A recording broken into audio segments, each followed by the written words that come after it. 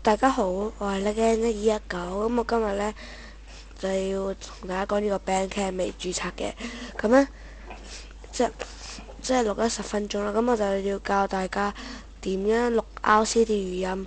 首先呢，一開始個畫面就係應該係基本嘅，之後撳影像，撳設定，你改啦。本來係呢個嘅 Windows 7嘅，唔知咩咩，之後呢，你就改做 R 字頭嘅嘢啊。之後呢個 W 字頭嘅，即係你而家變翻 Windows 7 Song W 字頭嘅，你要咁樣變，上下就係咁啦。之後呢，設定你要撳落去啦。之後呢，你就要喺本來呢，你應該係喺，總之求其一個啦。本來你應該係咁嘅。之後呢，你就要將呢個，即係將呢個撳落預設值度。